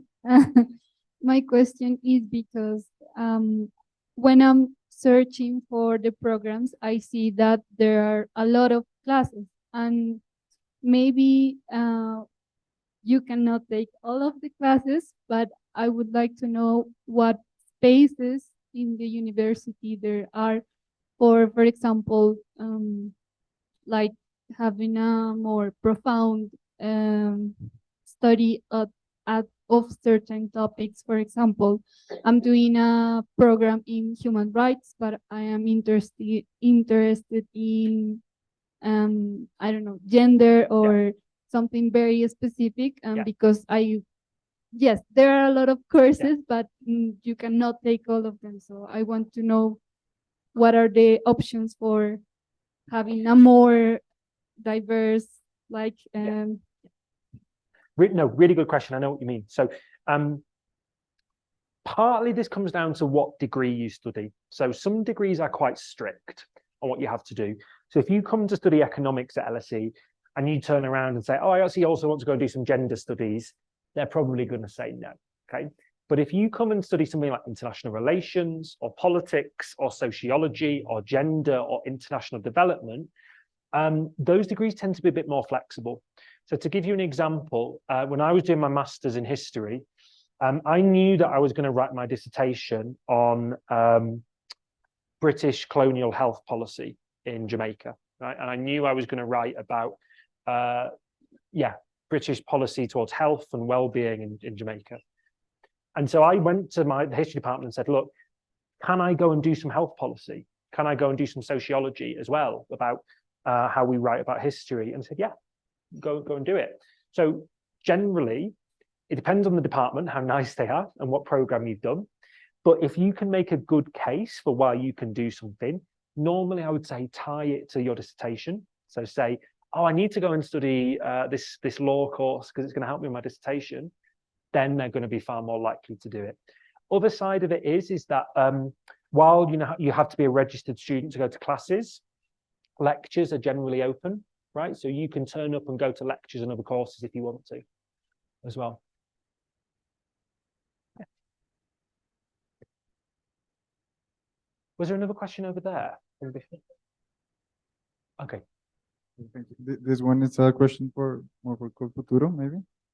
What are the key criteria or indicators upon which you choose the students that are benefited from the 2 full scholarships in the semillero program? Voy a responder en español, because we are going to talk about money. Es muy importante que tengan en cuenta que el primer paso siempre es que apliquen a Colfuturo, sean parte del programa Semillero de Talentos y sean seleccionados. Quienes son seleccionados, el semillero les va a pedir que hagan unos perfiles. Y esos perfiles es algo parecido al personal statement, en donde ustedes se tienen que vender. O sea, el ensayo siempre piensen que es su venta. Entonces, lo más importante es resaltar lo que han hecho y cuál va a ser su impacto cuando vuelvan a Colombia y terminen esa maestría. Nosotros lo que hacemos es todos los semilleros que contestan, porque créanlo o no, no todos mandan el perfil. Nosotros le enviamos a LSI los perfiles y ellos son quienes deciden a quienes les otorgan las 2 becas. Es LSI. Pero el filtro siempre es, les vamos a pedir ese perfil, el semillero les va a decir, manden el perfil y ustedes son los que cuentan. Hay unos perfiles impresionantes y hay unos que uno dice como, se nota que no hizo bien la tarea. Entonces, esa es la forma. No, generalmente no son muy largos. El ensayo de Colfuturo, y lo van a ver en la charla, son 7.000 caracteres, pero en el perfil no es tan largo. Usualmente la gente lo hace una hoja carta incluyendo todo.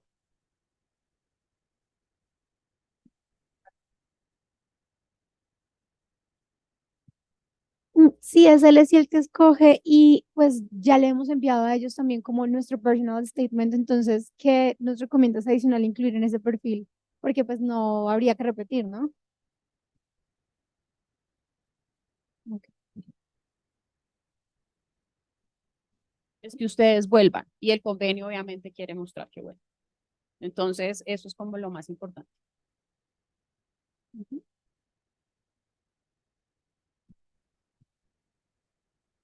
La alianza que tienen con LSE, ¿cómo funciona? Entonces, el convenio lo que dice es que son 2 becas completas, el valor de la matrícula, porque eso es importante cuando estén mirando el tema de becas. Cuando hablen becas hay que ver a qué se refiere la beca. Entonces, en este convenio son 2 becas en el valor de la matrícula del 100% para 2 personas que hagan parte del semillero de talentos. Y el resto, todos, reciben 20% de descuento. Es eso. Importante también que sepan que es un apoyo conjunto, entonces no es como que me gané Colfuturo, me dieron el descuento y chao Colfuturo, tienen que ser también financiados por Colfuturo. En ese caso probablemente no serán los 50.000, pueden pedir menos, pero tienen que recibir algo de Colfuturo porque es un apoyo conjunto. And now I'm going to do a question related with all of this is part of the experience is not only the academic experience. I don't know if you guys had the opportunity to work after completing your master's, but the question that I have in the chat is considering Brexit, will it be possible to get a working visa for Europe after studying in UK?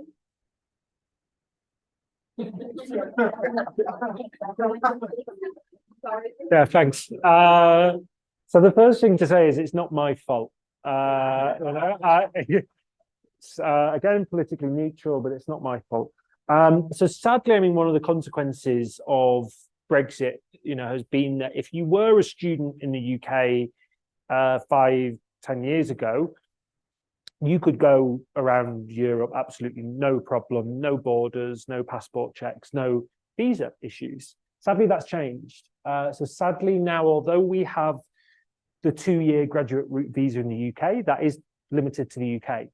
So if you were to then look at somewhere like France or Germany or Switzerland or Austria, that would be a different conversation to have about a visa with them, basically. So sadly, while you can still absolutely travel around the European Union, no problem, there is now borders. And sadly, having a visa to be in the UK doesn't give you that visa to be in the European Union. It's sad.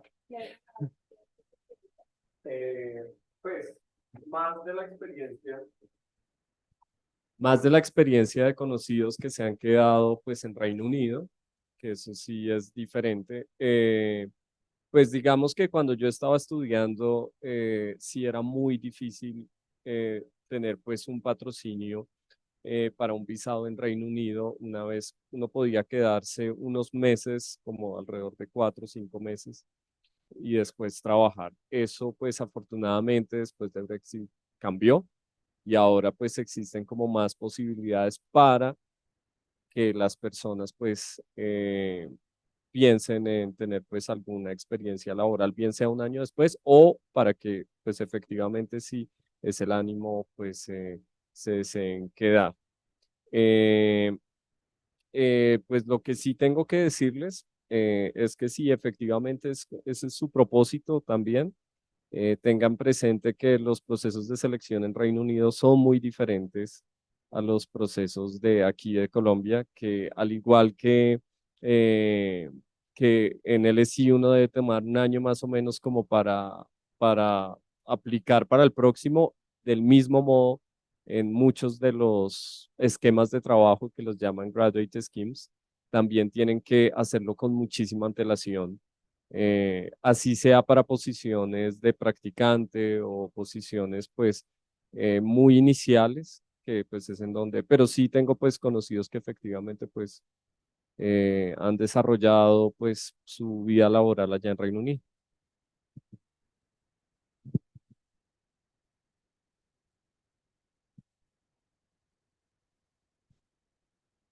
So the question is about people who will travel with family and children. Good question. So there has been some slight changes in the rules this year. So it used to be the case, if we went back a year, if you came as a master's student and you had a wife or a husband or children or people you need to look after, they could come with you no problem.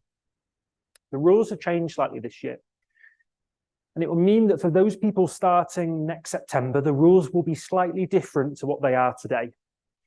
So this is still being figured out. And what I can say, though, is that what the rules say right now is that if you come to the UK as a master's student on a scholarship, okay, on a scholarship paid for by a government, okay, or in part paid for by a government, so that would include Culfuturo, right, because it's government funded. That would also include Chevening, that would include ISITEX, okay.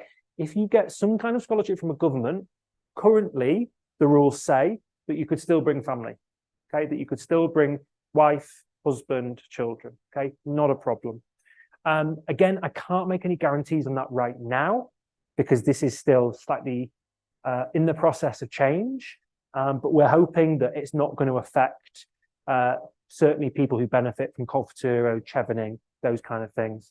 What I will say is that presuming that you are able to bring those people who come with you to the UK on a dependence visa are fully entitled to work. So if you were to bring a wife or a husband with you to the UK, they would be able to work unlimited hours. There is no limit on that, like in the US.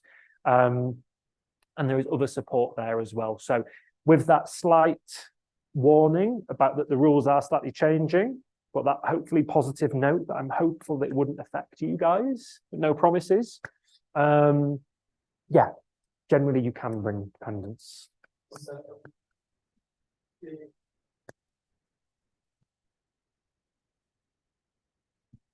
On that note, regarding accommodation for you guys too, what are the options for accommodation if you go with your family? The same accommodation you suggested in your presentation applies. There are different kinds of accommodation, and for you guys, what did you do? It was the LSE accommodation, and how was your experience? Okay, so I'll take that first really, really quickly. So if you do come to the UK with family or children or whoever it may be, children are family, aren't they? It's not someone else's children.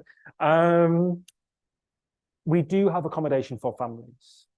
So the University of London has a set number of apartments or larger rooms that would be available to rent on the same conditions as our student accommodation, but would be aimed at families, couples, whoever it may be.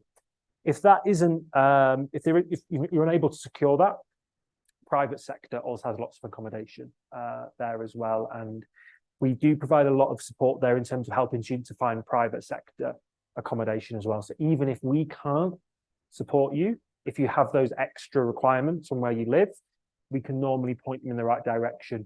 And especially if you are looking for private accommodation in London, we can actually provide you with a list of reputable people. So you don't obviously want to sign a contract with someone who is dodgy and is going to charge you and take you up the houses, like you know. So we have a list of reputable people we've worked with in the past we can use as well. But yeah, then in terms of what did you guys do?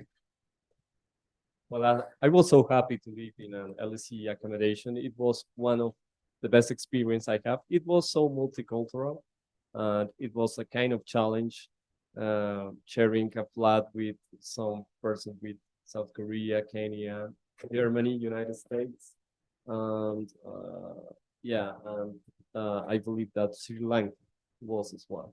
But still, there are people that are in the same position as you. So I strongly recommend. I was so happy to live in the LSE accommodation. Those accommodations just designed for your purposes, for your needs. And for me, was definitely the best option. But if you're looking for a private one advice is that never take a rent if you don't see the place before by your own eyes. Trust me, there are like a kind of really, really bad places there in London. I mean, like, so you can see like it's a palace in the website, and once you enter there, yeah, that could be a completely disaster. So it will be better if you spend like a couple of weeks just in a hostel, and take some time, because September it's like a kind of a big season to have a rent because everyone is coming here. So yeah, you can find like trust me, places that are completely not suitable for living. Yeah, that's so that's important for you. It's better, but always to not to rent by in advance. Bueno, en mi experiencia, yo también estuve en una residencia de LSE. Fue muy chévere porque uno, no me acuerdo bien la página, pero hay una página dispuesta donde uno puede filtrar, incluso si quiere una habitación privada, una habitación con baño privado, si prefiere compartir cocina, si prefiere compartir con 2, 3, 4 personas. Hay todo tipo de acomodaciones. Digamos que los espacios tienden a ser pequeños, no, digamos, creo que en Colombia vivimos con cosas muy grandes y cuando uno llega allá es 9 metros cuadrados con el baño. Entonces, sí, no esperen encontrar cosas grandes, incluso en acomodaciones privadas, son cuartos que están designados para estudiantes, ¿no? Y estudiantes que van en teoría solos, excepto este caso de familias. En el que yo me quedé, Sydney Web House, es muy chévere. De las residencias, yo que recomiendo mucho que tienen gimnasio, tienen espacios con lavadora, secadora, que es muy importante eso, que tienen espacios pensados para estudiantes, es decir, van a tener staff de LSI que está 100% del tiempo encargado de estar en la recepción, encargado de la calefacción, encargado de la cocina, incluso algunos incluyen limpieza de las áreas comunes. A nosotros hacían limpieza cada 15 días, como full la cocina. Cuentan con eso, con cosas como aspiradora, como con cosas necesarias, que algunos te incluyen, bueno, el colchón o alguna colcha. También que es bueno de las acomodaciones que son propias de la universidad, que el staff hace eventos para los estudiantes, entonces hace integraciones, a veces incluso daban noche de pizza gratis y entonces uno que está colgado de plata es como ir allá a comer gratis, es muy bueno. Y lo hacían muy frecuentemente, una vez al mes o algo, entonces Halloween, Navidad, o sea, vas a tener gente con quien encontrarte, con quien charlar, que además yo, o sea, de mis mejores amigos, amigas que hice, muchos eran mis vecinos de la residencia y no la gente de la universidad con la que estudiaba, entonces era la oportunidad de cocinar, las cocinas son grandes, en general te proveen de muchas cosas para poder estar ahí. Y algo en particular que hicieron donde yo me quedé fue que la primera semana que llegábamos hacían muchas integraciones, pero además te llevaban a IKEA a comprar las cosas que necesitabas. Entonces es vital poder contar o contaban con ventas de garage para que la gente que se iba de las residencias dejan muchas cosas y entonces podías comprar el sartén, todo este tipo de cosas a precios muy baratos porque la gente los dejaba. Entonces yo creo que es más fácil, me resultó más fácil a mí porque yo no tengo, o sea, tras de todo el papeleo no quería pensar en cómo llegar y entonces dónde compro una licuadora, dónde compro platos, dónde compro cubiertos, sino como que ya eso lo tienen muy bien pensado, cada año lo hacen. Entonces ya llegan y de una saben cómo recibirte, realmente son habitaciones que son pues dentro de todo cómodas, pero digamos que ya depende de lo que quieran buscar, si prefieren compartir baños, si prefieren compartir habitación, si prefieren un espacio más privado, que al menos tenga su propio cuarto y su propio baño. Hay que buscar bien. Y en general yo tuve que pagar un depósito antes de, como para estando en Colombia se pagaba un depósito para asegurar el cuarto. Y ya después con el LSI te dan unas fechas a lo largo del año para pagar como lo restante. Pero entonces también hay que buscar, hay que mirar comentarios, hay que buscar fotos de las residencias, también ver qué tan lejos quieren estar de la universidad. Digamos, yo decía, pago algo más barato, pero me tocaba pagar, por ejemplo, el bus. Hay residencias que son más cerca a la universidad, pero por estar más cerca a la universidad, las zonas son más caras, por ejemplo. Entonces, todo ese tipo de cosas hay que tener en cuenta. Yeah. Yeah. Okay. Ask questions. And while I'm pass the mic, do you remember people how to contact you? Because there are some questions that we didn't respond. So how they can contact you? Yeah, of course. So I think the best thing to do is if you have got a question that we have not directly addressed and you would like to get in touch, the best thing to do is to send us a message to our team. Okay. I'm traveling quite a lot and it's not always I'm not always the fastest to be able to get back, okay, when I'm traveling. So if you go to lse.ac.uk and then /ask LSE, you can ask a question to either me or one of the team about entry requirements, about whether you're going to be acceptable. So I would recommend, if there is anyone with questions that we're not going to be able to cover, get in touch that way. It's the fastest way of getting a response from us. Okay, but of course we're here now as well to speak. But yeah. Can you work while studying at LSE, and does the university provide job opportunities to students in order to finance their stay there in the UK? Absolutely. So Esteban, did you do this? No. No. Oh, yeah. Yes, is the short. So LSE employs lots of our students. These are really good jobs because, you know, if you go and work in a cafe, they don't care if you're a student, right? They just want you to work and do the job.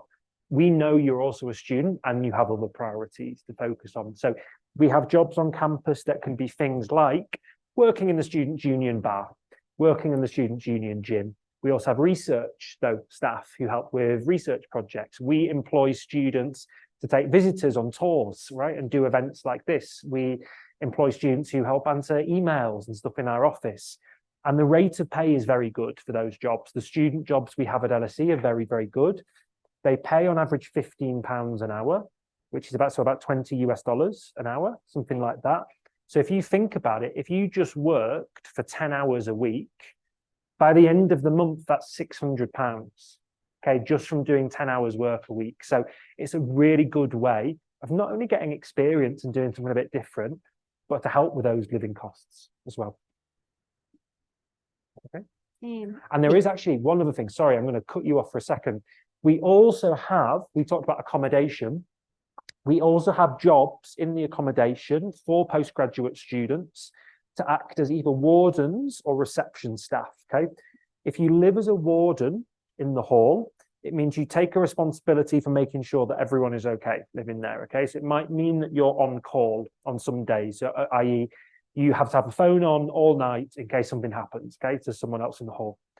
Normally, if you do one of those jobs, you get free accommodation, okay? So you're not only paid, it's also free accommodation. So you can imagine lots of people want these jobs, okay? So there's a lot of people applying, but in addition to the ones on campus, there are also ones in the different accommodation that you can also consider applying for. Okay. And so sorry, I cut you off as you're about to speak.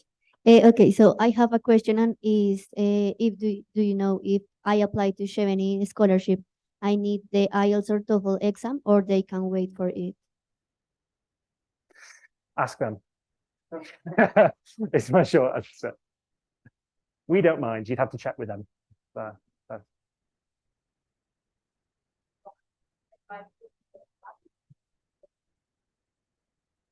Entonces, para todos los que nos acompañaron en línea, muchas gracias por su permanencia y su asistencia. Por favor, sigan en contacto con Nathan y feliz noche para todos.